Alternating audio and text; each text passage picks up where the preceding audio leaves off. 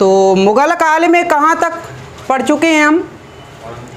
शाहजहाँ, शाहजहाँ तक पढ़ा था। ठीक है, तो एक बार पहले औरंगजेब ख़त्म कर दी, फिर इसके बाद इनके जहाँ मकबरे वगैरह बने एक साथ देख लेंगे इसी में, अब फिर उत्तर मुगल कालीन स्टार्ट कर देंगे। तो आ जाते हैं औरंगजेब पे।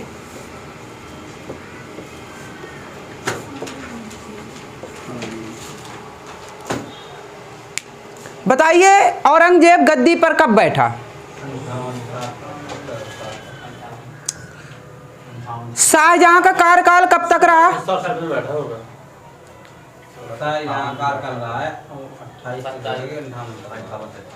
चलिए, हमने कहा बाबर का कार्यकाल 1526 से 30 तक, और 30 से 40 फिर 55, 1530 से 40 तक हुमायूं, फिर इसके बाद शेर शाह आ गया, गैपिंग रही 15 वर्ष की। इसके बाद फिर हुमायूं आया 1555 में, और इसके बाद 56 में फिर मृत्यु हो गई। 56 में अकबर बैठा, 1605 तक रहा। 1605 से जहांगीर आ गया, अकबर का पुत्र जहांगीर, और जहांगीर 27 तक रहा, 1627। ठीक है, 1627 के बाद फिर आया शाहजहां और 57 तक रहा। ठीक है, 1657 तक हम पढ़ चुके। अब 1658 या 59, चलिए 58 की ये दे रहे हैं, और 1707 तक। क्या चीज? शाहजहां की मृत्यु 1666 में हुई थी। 1657 में इसकी तबीयत खराब हो गई, और 1658 में उत्तराधिकार का युद्ध हुआ, गद्दी पर बैठ गया औरंगजेब। फिर इसके बाद उत्तराधिकार का युद्ध चलता रहा। इसके बाद 59 में फाइनल हुआ, और फिर 59 में गद्दी पर फिर राज्याभिषेक कराया औरंगजेब ने दोबारा से, और इसके बाद फिर गद्दी पर ही बैठा रहा 1707 तक। 1707 में इसकी मृत्यु हुई। ठीक है, ये कार्यकाल है। तो हमने देखा कि औरंगजेब की जैसी तबीयत खराब हुई, उसने उत्तराधिकारी अपना घोषित कर दिया कि उत्तराधिकारी कौन होगा? उसका बड़ा पुत्र दारा शिकोह होगा। हमने कहा शाहजहां के कितने पुत्र थे? 4 पुत्र और 3 पुत्रियां, कुल 7 जिंदा थे। ठीक है, जिंदा थे। जिंदा पीर किसे कहा जाता? ठीक है, औरंगजेब को कहा जाता। जिंदा पीर देखेंगे, जिंदा पीर क्यों कहा जाता है। ठीक है, तो जिनमें से कौन कौन से थे हमने नाम बताए थे। पहले जहां आरा की पुत्रों के नाम अलग लिखें। दारा शिकोह, चलिए दारा शिकोह, दूसरे पे शाह शुजा, फिर इसके बाद औरंगजेब, औरंगजेब के बाद मुराद बख्श, फिर इसके बाद इसके साथ जहां आरा को रखिए, ये पुत्री थी शाहजहां की। फिर इसके बाद इसके साथ रखिए रोशन आरा को, रोशन आरा को रखिए, और गोहन आरा को इसके साथ में रखिए। ये क्यों ऐसा किया हमने? क्योंकि उत्तराधिकार का जो युद्ध हुआ, इन्होंने इनका साथ दिया, शाह शुजा का साथ नहीं दिया। जहां आरा ने हमेशा दारा शिकोह का साथ दिया, रोशन आरा ने औरंगजेब का साथ दिया, गोहन आरा ने हमेशा मुराद बख्श का साथ दिया कि ये गद्दी पर बैठे। ठीक है, तो 3 ये पुत्रियां हो गई, इनकी बहनें हो गई ये 3। सबसे प्रथम युद्ध हुआ, एक युद्ध बताइए कौन सा युद्ध हुआ था? उत्तराधिकार के युद्ध में प्रथम युद्ध कौन सा हुआ था? हमने कहा प्रथम युद्ध बहादुरपुर का हुआ था। प्रथम युद्ध बहादुरपुर का युद्ध हुआ था, और किसके किसके बीच? बताइए किसके किसके बीच हुआ था? कब हुआ था? हमने कहा बहादुरपुर का युद्ध जो हुआ था, पूरा लिख लीजिए। बहादुरपुर का युद्ध ये जनवरी में हुआ था, और जनवरी 1658 में, 1658 में, जनवरी 1658 में ये युद्ध हुआ था, बहादुरपुर का युद्ध। क्लियर है? किसके किसके बीच? हमने कहा दारा शिकोह और किसके बीच? औरंगजेब के बीच, शाह शुजा के बीच। दारा शिकोह और शाह शुजा के बीच दारा शिकोह की तरफ से नेतृत्व कौन कर रहे थे? इनका पुत्र था दारा शिकोह का, सुलेमान शिकोह। सुलेमान शिकोह और शाह शुजा के बीच हुआ था, तो सुलेमान यानी फिर दारा शिकोह को ही बोला जाता है कि उसका पुत्र था, तो यही लड़ रहा था। तो दारा शिकोह वर्सेस शाह शुजा, ये युद्ध हुआ था। बहादुरपुर का युद्ध जो हुआ था, जिसमें से विनर कौन हुआ? दारा शिकोह जीत गया। क्लियर है? फिर इसके बाद 58 में ही दूसरा युद्ध हुआ, और जिसे कहते हैं धर्मट का युद्ध। ठीक है? द्वितीय युद्ध हुआ धर्मट का युद्ध। उत्तराधिकार के युद्ध ही चल रहे हैं ये। धर्मट का युद्ध हुआ, लिख लीजिए, अप्रैल 1658 में। अप्रैल 1658 में हुआ। किसके किसके बीच? बताइए, ये युद्ध किसके किसके बीच हुआ?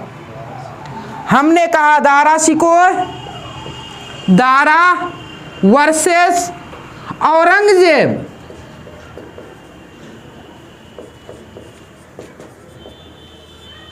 प्लस मुराद बख्श। बिल्कुल।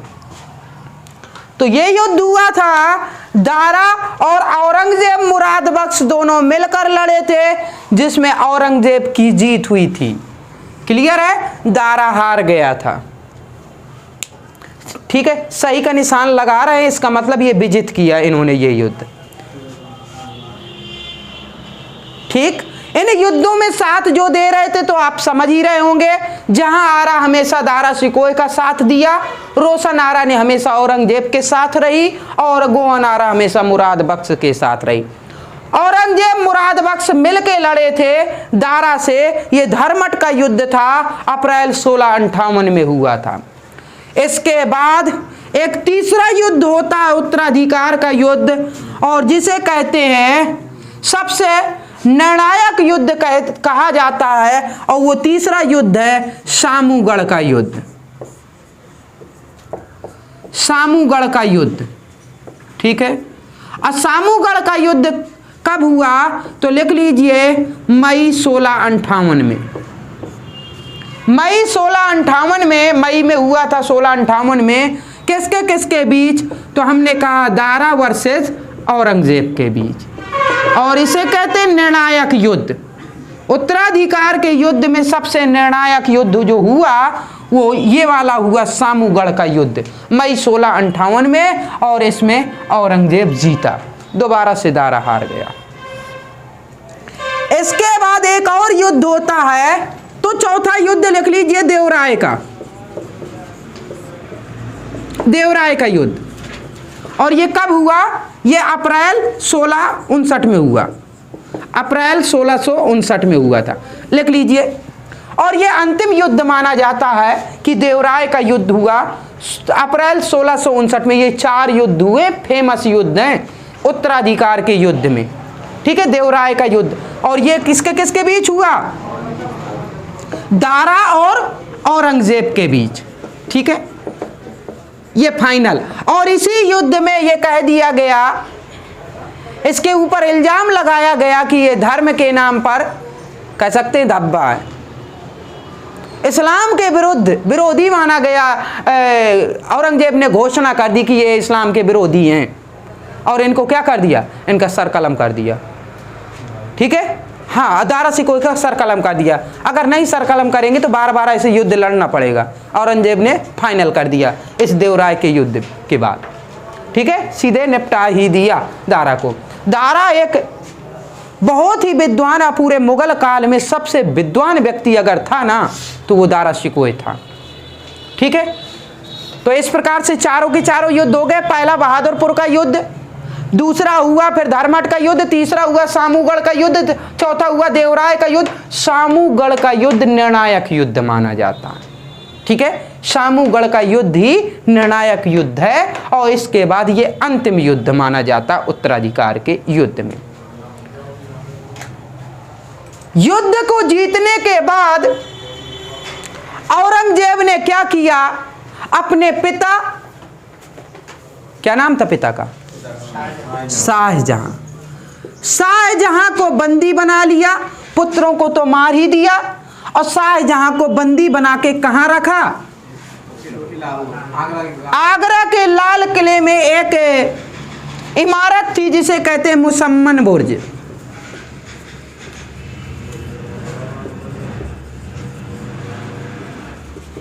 ठीक है, तो मुसम्मन बुर्ज में कैद कर लिया। अब मुसम्मन बुर्ज से स्पष्टतया साफ दिखाई देता था ताजमहल।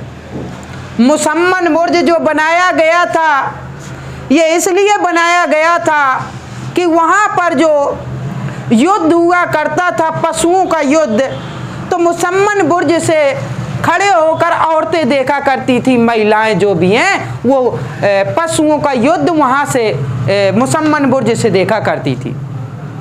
इसलिए मुसम्मन बुर्ज बनाया गया। ये भी बहुत खूबसूरत है मुसम्मन बुर्ज।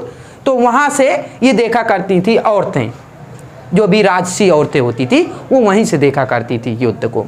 तो उसी मुसम्मन बुर्ज में कैद किया था शाहजहां को।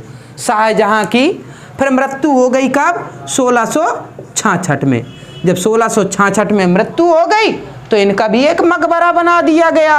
कहाँ, उनकी बीवी कहाँ है, आगरा में। ताजमहल जो है ना, उन्हीं के बीबी के बगल में एक और चबूतरा बना दिया गया और मकबरा तो वही है ताजमहल। तो इन दोनों का मकबरा हो गया ताजमहल। ठीक है, दोनों लोगों का मकबरा हो गया ताजमहल। पहले तो स्पष्टतया उन्होंने बनवाया था बीवी के लिए अपने मुमताज महल, जिसे अर्जुमंद बानो बेगम कहते हैं। बाद में वो भी वहीं उन्हें भी दफना दिया गया था। ठीक है, तो आगरे में। तो शाहजहां का मकबरा कहाँ है, तो कहेंगे आगरे में। ठीक है, ये चीजें हो गई। हमने कहा कट्टर सुन्नी होने के कारण ये हिंदू विरोधी माने गए हैं। ठीक है, औरंगजेब को हिंदू विरोधी माना गया है और जिंदा पीर इन्हें कहते थे, क्योंकि अपने धर्म के प्रति कट्टर थे, इस वजह से इन्हें जिंदा पीर कहा जाता था।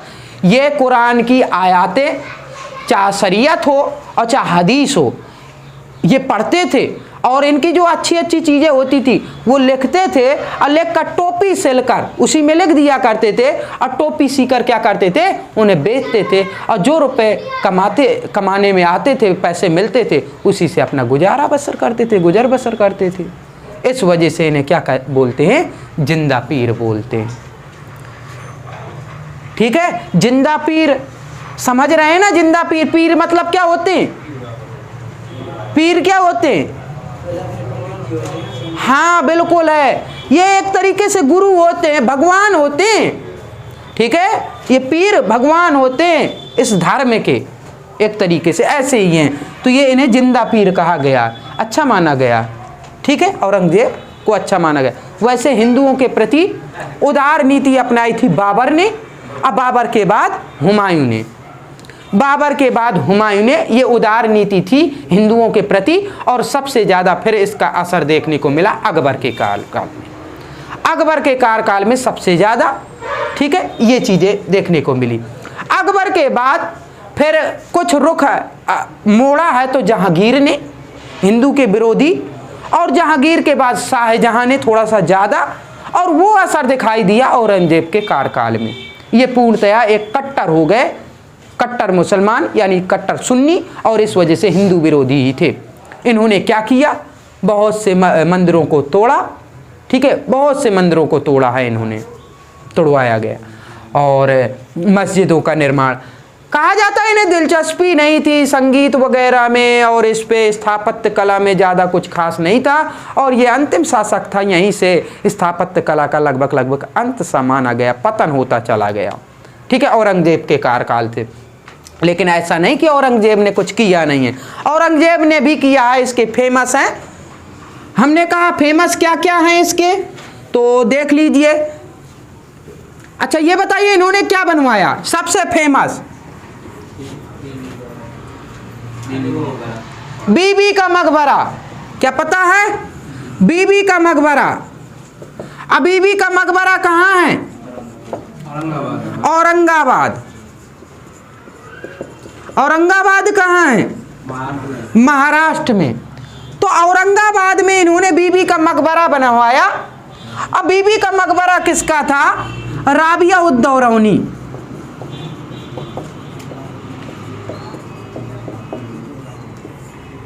राबिया उद दौरानी का ये मकबरा था जिसे बीबी का मकबरा बोला जाता है। बात तो यह है कि राबिया उद दौरानी कौन थी? हमने कहा औरंगजेब की पत्नी थी। राबिया उद दौरानी कौन थी? औरंगजेब की पत्नी थी। राबिया उद दौरानी नाम नहीं था, ये एक उपाधि थी। तो नाम क्या था? राबिया उद दौरानी का नाम क्या था वास्तविक नाम? तो लिख लीजिए दिलरास बेगम, दिलरास बानो।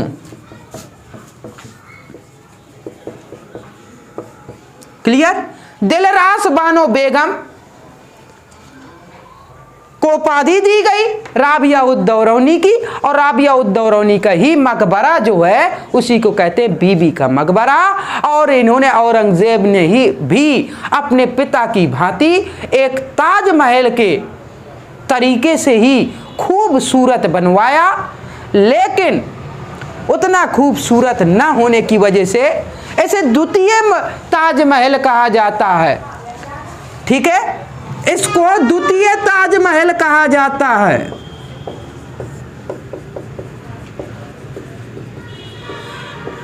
इसे द्वितीय ताजमहल, दूसरा ताजमहल कहा जाता बीबी का मकबरा जो औरंगजेब ने बनवाया औरंगाबाद में।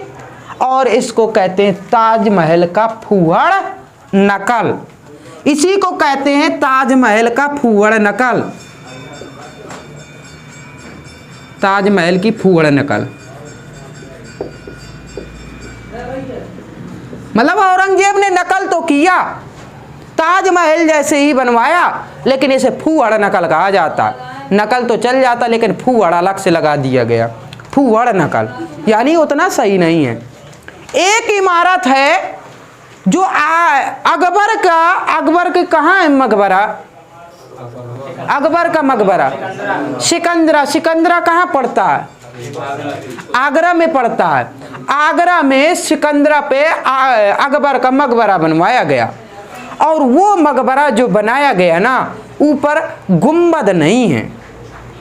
ऐसा माना जाता है यदि उसमें लगभग 5 मंजिला है, वो 4 या 5 मंजिला है, 5 मंजिला, ठीक है। और उसके ऊपर यदि गुंबद बना दिया जाता तो ताजमहल के बाद दूसरे नंबर पे सबसे खूबसूरत मकबरा था। इमारतों की बात करें तो ताजमहल के बाद दूसरे नंबर पे आता यदि उस पे गुंबद बना होता, ऐसा कहा जाता अकबर का मकबरा। ठीक है, तो ये चीजें हो गई। एक इन्होंने मोती मस्जिद का निर्माण कराया, ये अकबर के स्थापत्य कला में आएगा। एक तो हो गया बीबी का मकबरा, दूसरा पूछा जाता है मोती मस्जिद। इन्होंने मोती मस्जिद बनवाई। कौन सी मोती मस्जिद बताइए? इन्होंने मोती मस्जिद बनवाई जो कि औरंगजेब के पिताजी शाहजहां ने दिल्ली का लाल किला बनवाया क्या? हाँ, शाहजहां ने दिल्ली का लाल किला बनवाया, तो उसी के अंदर बना है मोती मस्जिद, और उस मोती मस्जिद को बनवाया था औरंगजेब ने दिल्ली के लाल किले के अंदर।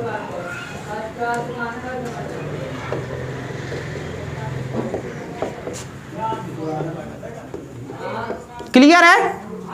दिल्ली का लाल किला के अंदर मोती मस्जिद बना है, और वो किसने बनवाया था? औरंगजेब ने बनवाया था। तो मोती मस्जिद एक और भी है, एक औरंगजेब ने बनवाया तो एक शाहजहां ने बनवाया। और शाहजहां ने कहां बनवाया? आगरा के लाल किले में बना है।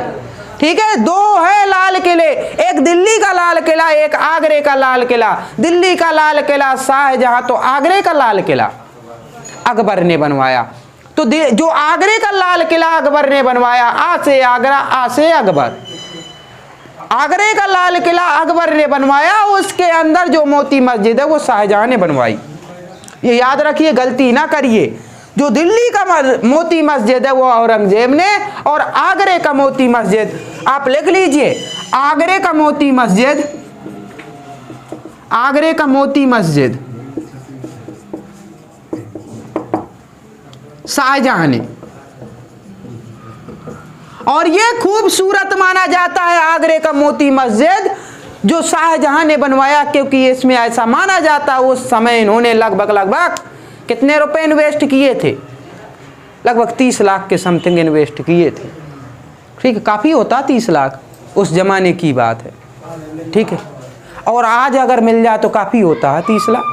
ठीक है, तो आज तो 30 लाख इमारत बनवाने में कुछ खास नहीं होता, लेकिन उस जमाने की बात करिए कि ये कब की बात चल रही है।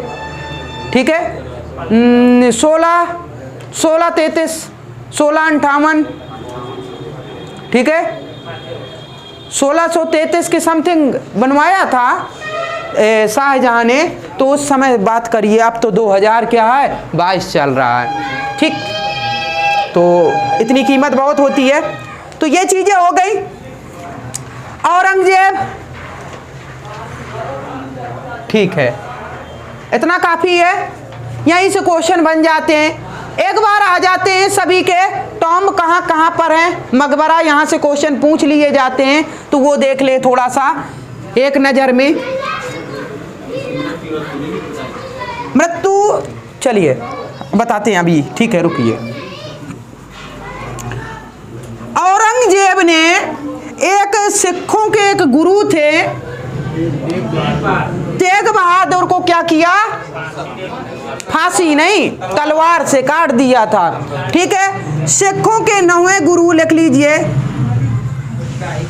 सिखों के 9वें गुरु, गुरु तेग बहादुर। तलवार से सर काट दिया था, धड़ अलग कर दिया था तेग बहादुर की। ठीक है, तो औरंगजेब ने किया था। और फांसी दी गई थी किसको? गुरु अर्जुन देव को दी गई थी, 5वें गुरु को, वो जहांगीर ने दी थी फांसी। ये याद रखिए, क्वेश्चन आता है।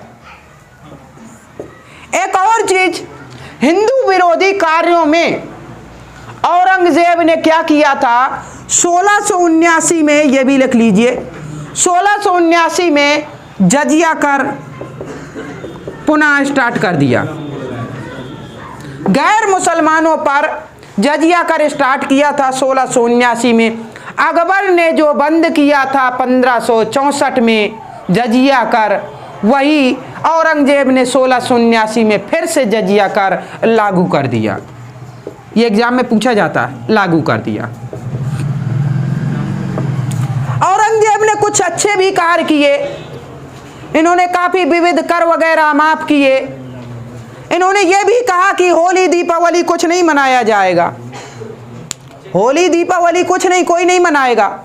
इन्होंने कहा जो एक वो हुआ करती है ना मुसलमानों की, एक क्या ईद नहीं, एक ताजिया, ताजिया बंद कर दिया कि ताजिया नहीं, ये कोई नहीं घूमेगा फिरेगा, जो ताजिया घूमते फिरते थे ना लेके, ये बिल्कुल बंद करा दिया। ये चीज़ें हैं ये औरंगजेब के उसमें कि इन्होंने ये सब मना किया कि ऐसा कुछ नहीं होगा। ठीक है, चलिए, तो ये जरूर है, यहाँ से क्वेश्चन आता है तो ये दिमाग में बैठाए रहिए, यहाँ से भी क्वेश्चन आता है ये भी बैठाए रहिए। इनको तलवार से मार दिया था तेग बहादुर को। ठीक, अब आ जाएं टॉम्ब पे आ जाते हैं। मकबरे, तो हमने कहा बाबर, पहले बाबर शासक है, इसका मकबरा, शासक और आप लिख लीजिए, एक तरफ शासक एक तरफ मकबरा। ठीक है, बाबर, हुमायूं, फिर इसका पुत्र अकबर, फिर इसका पुत्र जहांगीर, फिर फिर शाहजहां और फिर औरंगजेब। ठीक है, इतने हैं। हमने कहा बाबर का मकबरा कहाँ है? बाबर का मकबरा आगरा और फिर काबुल। सही है ना? पहले आगरा में दफनाया गया, दोबारा से फिर काबुल ले गए थे। ठीक। हुमायूं, काबुल अफगानिस्तान की क्या है? राजधानी है, कैपिटल है। हुमायूं को कहाँ दफनाया गया? हुमायूं का मकबरा कहाँ है? दिल्ली में। ये दिल्ली में। हमने कहा अकबर को सिकंदरा, और सिकंदरा के आगे लिख लीजिए आगरा, ऐसे लिख लीजिए, आगरा में है सिकंदरा। जहांगीर, बताइए जहांगीर। शहादरा, कोष्टक में लिख लीजिए लाहौर। शहादरा कहाँ पड़ता? लाहौर में। ठीक है, तो शहादरे पे है मकबरा जहांगीर का। शाहजहां आगरा, स्पष्ट आगरा है शाहजहां। औरंगजेब औरंगाबाद।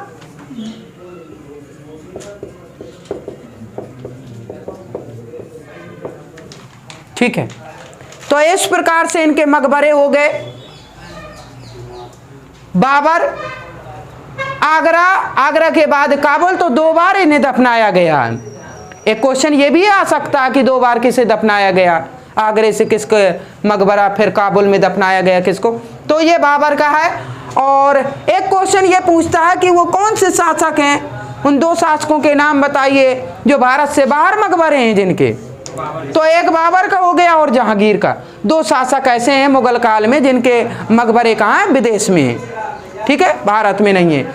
जहांगीर, शहादरा लाहौर, लाहौर कहाँ पड़ता है? पाकिस्तान में, और ये अफगानिस्तान में। ठीक है, ये 2 हो गए। बाकी सब भारत में। हुमायूं दिल्ली में, अकबर सिकंदरा आगरा में, और औरंगजेब औरंगाबाद में, शाहजहां आगरा में। इस प्रकार से ये हो गए। इनमें से इन्होंने आत्मकथा लिखी एक बाबर ने। यहां से क्वेश्चन आता है, बाबर ने आत्मकथा लिखी जिसका नाम क्या था? तुजुक ए बाबरी। ठीक है, यहीं पर हम लिखे दे रहे हैं तुजुक ए बाबरी। इसी को क्या कहते हैं? बाबरनामा। इसी को कहते हैं बाबरनामा। और ये किस भाषा में था? ये तुर्की भाषा में था। ये ऐसे बोलते हैं चुगताई तुर्की। ठीक है, हाँ, चगताई तुर्की है, चुगताई तुर्की है। ठीक है, तो ये मिलता है चगताई तुर्की। ठीक है, कोई दिक्कत नहीं है। तुर्की, फारसी ना कर दीजिए, आता है ये क्वेश्चन, फारसी में पूछता है कि फारसी में नहीं, बाबरनामा मूल रूप से तुर्की में लिखी गई थी, फिर अनुवाद तो किसी भी भाषा में करते रहे। ठीक है, तो ये हो गई तुर्की भाषा, तुजुक ए बाबरी। बाबरनामा स्वयं लिखी थी, ये आत्मकथा है बाबर की। हमने कहा था अपनी आत्मकथा में ही इन्होंने ये कहा था कि भारत में 2 शासक हैं, हिंदू शासक जो दमदार हैं भारत में। एक तो केडीआर कृष्णदेवराय और दूसरे राणा सांगा की बात कर रहे हैं। तो 2 थे। ठीक है, भारत में कि अच्छे वीर हैं। और इसके बाद इन्होंने ये भी कहा, इन्होंने आराम बाग वगैरह बनवाया था, 4 बाग शैली आराम बाग बनवाया था काबुल में अपने दफनाने के लिए कि जब मैं मरूं तो मुझे यहाँ दफनाया जाए। ऐसा जिक्र तुजुक ए बाबरी में था, बाबरनामा में। इस वजह से आगरा से फिर इन्हें कहाँ ले जाया गया? ठीक है, लाहौर। ठीक है, अच्छा, हुमायूं नामा तो किसने लिखी थी? वो गुलबदन बेगम ने लिखी थी। ये इनकी आत्मकथा नहीं है, लेकिन एग्जाम में तो पूछा जाता है हुमायूं नामा। ठीक है, हुमायूं नामा किसने लिखी? गुलबदन बेगम। और गुलबदन बेगम, गुलबदन बेगम, ठीक है, बाबर की पुत्री और हुमायूं की बहन थी गुलबदन बेगम। ये जब इनकी मृत्यु हो गई थी हुमायूं की अकबर के कार्यकाल में, फिर अकबर ने कहा कि ऐसा करो हुमायूं के बारे में कुछ लिखो। तब हाँ, पिताजी अपने पिताजी नहीं, अपने भाई के बारे में लिखो। अकबर ने कहा कि मेरे पिताजी के बारे में लिखो। अब ठीक है, अकबर ने कहा कि मेरे पिताजी के बारे में कुछ लिखो, बुआ है ना इनकी, अकबर की बुआ थी। तो फिर गुलबदन बेगम ने लिखा था हुमायूं के बारे में हुमायूं नामा। अब ठीक है ना, ये चीज है। चलिए फिर अकबर नामा है क्या, इसी को कहते आईने अकबरी। तो हाँ, अकबर नामा, तो यहां से क्वेश्चन बनता है अकबर नामा। तो अकबर नामा किसने लिखी, अबुल फजल ने लिखी। ठीक है, अबुल फजल ने लिखी। ये एग्जाम में क्वेश्चन पूछे जाते हैं। और जितनी ये चीज बता रहे ना, मुगल काल में जितना पढ़ा सो पढ़ा, लेकिन ये जरूर पढ़ लीजिए। और इसे कहते हैं कि कम भी पढ़िए, लेकिन एग्जाम की दृष्टि से महत्वपूर्ण ये है। जितना भी मुगल पढ़ाया ना, सबसे इंपॉर्टेंट ये है। अगर कुछ नहीं पढ़ा तो चलेगा, लेकिन ये जरूर पढ़ लीजिए। इतने में भी काम चल सकता है। ठीक है, आज जो हमने पढ़ाया ना, कहीं मोती मस्जिद और ये सब बताए, और लाल किले के बारे में बताया, ये आता है। ठीक है, एक दिन और बता दिया था दीवाने आम दीवाने खास वगैरह, ये बता दिया था। यहीं से आता है, मुगल से। ये मकबरा पूछता है, बुके पूछता है, और स्थापत्य कला पूछता है। ठीक, और ज्यादा कुछ खास नहीं पूछता है। ठीक है, तो अकबरनामा अबुल फजल ने, इसी में आईने अकबरी भी आती है। ठीक है, और इसके बाद तुझो के जहांगीरी एग्जाम में पूछा जाता है। तुझो के ए जहांगीरी, ठीक है, तुझो के जहांगीरी एग्जाम में पूछा जाता है। और ये लिखी गई थी फारसी में। तुझो के जहांगीरी जो लिखी गई थी, जहांगीर की आत्मकथा है। तुझो के जहांगीरी, जहांगीर ने अपनी आत्मकथा खुद लिखी थी। ठीक है, तो दो मात्र ऐसे मुगल शासक जो अपनी आत्मकथा लिखी, एक तो बाबर ने लिखी तुझो के बाबरी, और तुझो के जहांगीरी लिखी जहांगीर ने। ये तुर्की भाषा में, ये फारसी भाषा में। क्या इन्होंने पूरी तरीके से लिखा था क्या? ठीक है, इन्होंने लिखा। फिर बाद में ऐसा कहा जाता है, पूर्ण किसने कराया था, किया था? क्या मोदबिंद खां का नाम सुना है क्या? है ना? तो तुझो के जहांगीरी इन्होंने लिखी, इनकी आत्मकथा है। बाद में जो पूर्ण किया वो कार्य किया मोदबिंद खां ने, ऐसा मिलता है। तो इस तुझो के जहांगीरी का पूर्ण जो लिखा, पूर्णतया पूर्ण किया, ऐसा मिलता है। तो पूर्ण किया किसने? मोदबिंद खां। ठीक है, मोदबिंद खां ने पूर्ण किया था। तो ये चीजें हो गई। ठीक है, अच्छा, एक औरंगजेब का एक नाम है, एक अन्य नाम भी मिलता है औरंगजेब का। वो क्या मिलता है बताइए? अन्य नाम बताइए औरंगजेब का, पूछ लिया जाता है। एक आलमगीर का नाम सुना है? आलमगीर कौन है बताइए? आलमगीर औरंगजेब को बोला जाता है। वो जगह है, और इनका नाम है आलमगीर। याद रखिए, औरंगजेब का नाम ही आलमगीर है। और आलमगीर का यदि अर्थ पूछ दे क्या होता है बताइए? आलमगीर का अर्थ क्या होता है? इसका अर्थ होता है विश्व विजेता।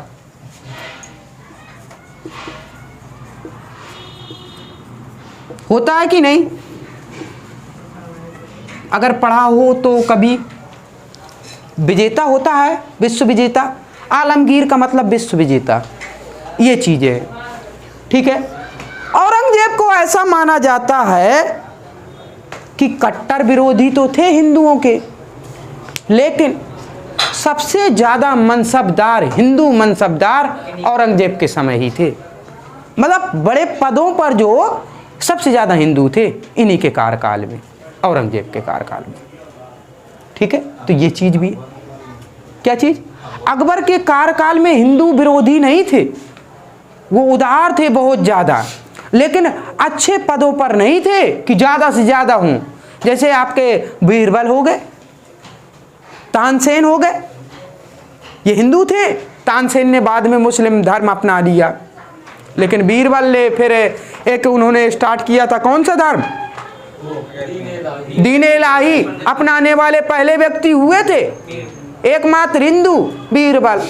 ठीक है, तो ऐसा माना जाता, बाकी ज्यादा बड़े पदों पर हिंदू नहीं थे, कम मनसबदार थे, सब मुस्लिम ही थे। लेकिन औरंगजेब के समय ज्यादातर मनसबदार जो थे ना वो हिंदू थे। ठीक है, ये चीज है। एक और चीज, अगर पूरे मुगल काल में कहा जाए तो सबसे बड़ा साम्राज्य किसका था? क्षेत्रफल की दृष्टि से देखा जाए तो सबसे बड़ा साम्राज्य औरंगजेब का था। और इसके बाद किसका? अकबर का। अकबर का था सबसे बड़ा, लेकिन लास्ट में औरंगजेब का और बड़ा हो गया। ठीक है, अच्छा, सबसे बड़ा कार्यकाल मुगल काल में किसका रहा? तो औरंगजेब का रहा। याद रखिए, अकबर 49 साल रहे हैं, अकबर 49 साल शासन किया, औरंगजेब पूरे 49.5 साल किया। 49.5 साल बता तो रहे, औरंगजेब 6 महीने ज्यादा किया और अकबर से। तो ये भी याद रखिए, साल में अगर घटाएंगे वो तो उतना ही आएगा, लेकिन 6 महीने उसने ज्यादा किया औरंगजेब ने। बात क्लियर है? और यहीं से हम समाप्त करते हैं मुगल काल। अब उत्तर मुगल काल फिर नेक्स्ट डे देखेंगे।